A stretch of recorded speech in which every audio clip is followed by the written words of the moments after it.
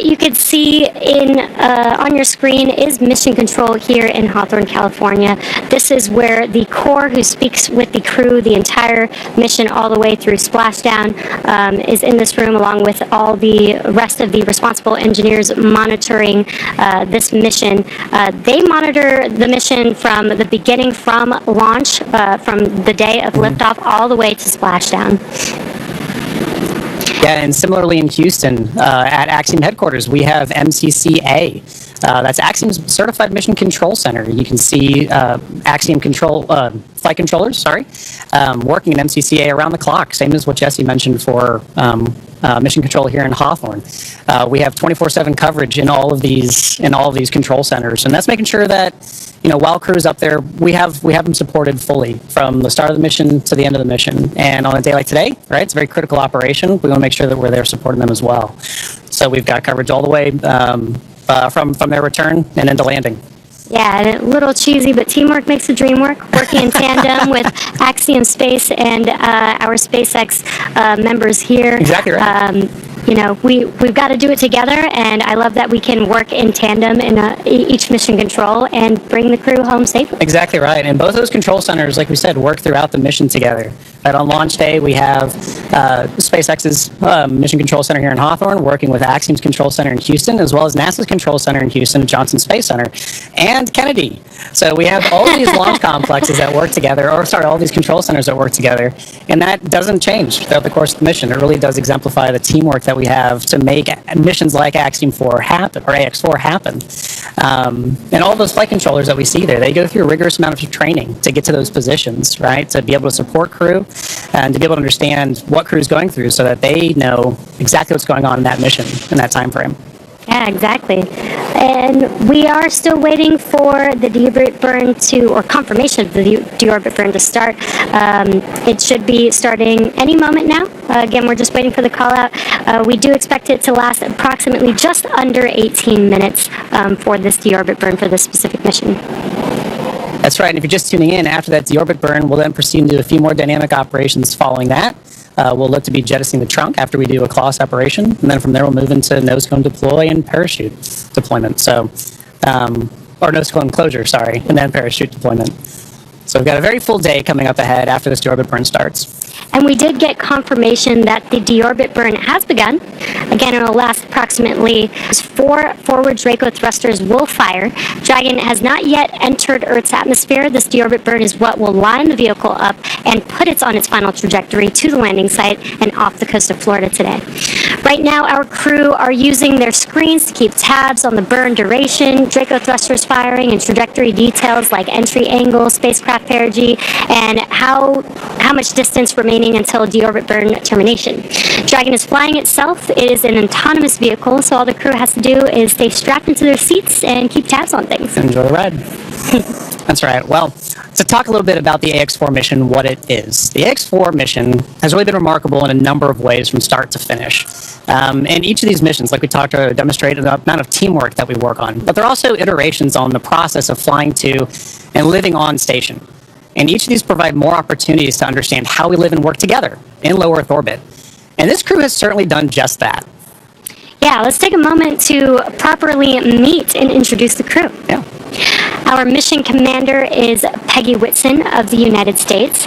And we actually don't have enough time to cover her entire resume because it is incredible. But to give a few highlights, Peggy earned degrees in biology, chemistry, and biochemistry.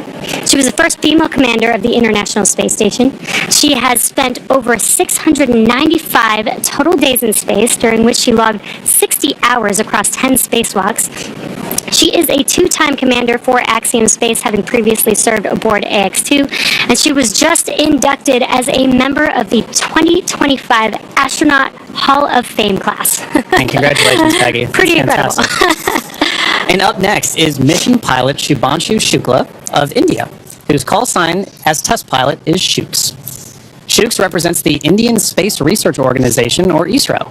And he's also an astronaut designate of India's inaugural human spaceflight effort, Gaganyaan, an Indian-built rocket and spacecraft. He was commissioned into the Indian Air Force fighter wing in 2006. He then achieved the rank of group captain in 2024 and has over 2,000 hours of flight experience aboard aircraft, including the Sukhoi 30 MKI, MiG-29, Jaguar, Hawk, and Antonov On-32. Pretty impressive resume. And our third crew member is mission specialist Sławosz Uznański-Wiśniewski of Poland. He is representing the European Space Agency as a project astronaut coming from the reserve class of 2022, much like Marcus Wan, who served as a mission specialist on AX-3. A scientist by trade, Sławosz has earned his master's degree of science with honors from Łódź University of Technology in 2008, Master of Science from Université de Nantes, and a graduate engineering diploma from Polytech Nantes in the same year. He also spent 2 years as the engineer in charge of the world-famous Large Hadron Collider in Switzerland beginning in 2018. And rounding out this crew, mission specialist Tibor Kapu of Hungary represents the Hungarian to Orbit Astronaut Program, also known as HUNOR. The program aims to send Hungarian astronauts to the International Space Station for scientific research and technological development, as well as to inspire young people.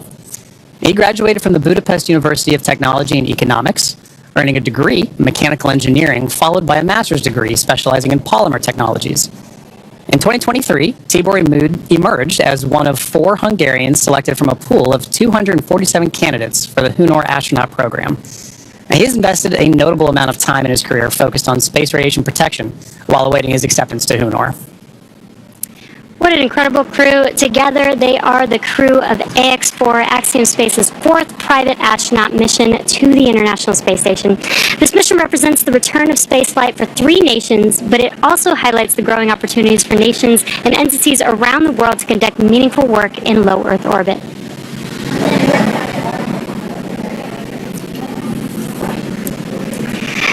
And we are, again, if you're just now joining us, the deorbit burn has begun for the crew, and this deorbit burn lasts just under 18 minutes. So we still have about 10 more minutes to go in this burn, and we are patiently waiting for that burn to conclude. Exactly right. And at the end of that burn, like we mentioned earlier, if you're just now joining us, we'll move into claw separation and trunk jettison before we move into nose cone closure and then parachute deploy. So we've got a few dynamic operations that are coming back to back coming up here shortly. But, you know, Jesse, we were talking a little bit about that crew. I had the pleasure of meeting them a little bit before the mission, and you can really tell that this crew has taken it upon themselves to really make sure that a priority of this mission is outreach.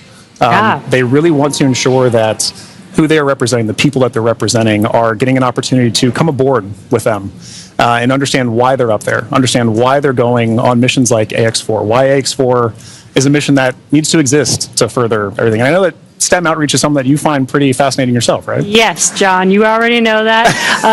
I love outreach. I think it's super important. There's so much technology emerging and growing and advancing, and I think it's super important for the young people to get interested in it while they're young, so they can further explore that interest when they do get older and when they can, go to school or go into a professional field. So I think it's great that this crew specifically did multiple outreach events during like this over mission. 20, I think you said, right? Yeah. And it's one of those things too where for a lot of times this may be these kids' first times getting to understand like what goes on the International Space Station. What kind of things can we research in space? You know, I know one thing that kind of resonated with me is, you know, when I got to meet Sławosz, Słav, as he's known by some, especially the crew, his background in microelectronics, right? He's carrying that on his research here today to understand how does space radiation, which is a huge problem to solve, right, for long endurance, for long-term, long-duration spaceflight missions, how are we going to solve the problem of space radiation? And not just for humans, but for electronics. And so for this particular mission, they were, and we'll cover a little bit of this later too, but they were flying some experiments to assess, like, how can we better protect these in orbit? So I think Słav, Tibor, their backgrounds really help kids understand how can I tie my research to the practicalities and understanding of how do we live and work in space. Yeah. Yeah. And honestly, this is what we do all of this Right. for. This is what Axiom-4 is for, and other missions have been for, is to do that research. I Right. think a lot of people don't realize astronauts are scientists. They are. They are. Doing a lot of experiments. Exactly. First and foremost, the reason we're up there is to understand, how are we going to keep doing this? How can we keep doing this? So every mission that we work together, we learn from each other. Every mission that this crew goes on, from AX1 up through AX4 now, we all build on the last mission before it. We've been doing it for years, and we're going to continue to be doing this as well. Yeah. So it's really exciting to see them put that emphasis on not just the research, but also the outreach to get the next generation of people to do the next missions. Yeah, I love it. If you're just now joining us, again, there is a clock in the middle of your screen where you can follow along with the timeline of the mission all the way towards splashdown today. And also in the bottom right-hand corner of your screen, there's a little graphic showing Dragon and its thrusters firing. So while we are not showing some live views at this moment, you can kind of see which thrusters are firing, and there's a lot going on. Yeah. So Dragon is very active right now, but love this new graphic that we have. Really cool to be able to kind of see. You might not be able to always see it live, Yeah. and when we do see it live, I love you can actually see the little bursts of thrust. But in case we don't have any live views, you guys can follow along with that graphic in the bottom right corner. And speaking of live views, excellent timing. inside of Dragon with our commander and pilot there. That is at the front of your screen is Commander Peggy Whitson.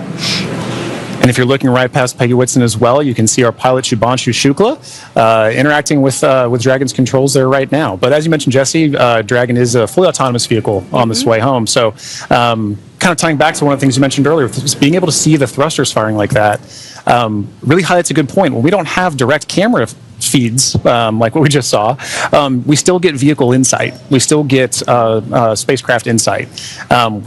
When we talked earlier about what the mission control centers are for, that allows us to get telemetry to that vehicle for ground crews to understand what is the vehicle doing, and allows us to share it with everybody here to get insight to the mission. Yeah.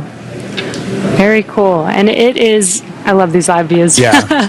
But it's really hard to believe that it's been 5 years since Dragon radically changed how humanity gets to space. After the space shuttle program ended in 2011, NASA astronauts primarily used the Russian Soyuz spacecraft to travel to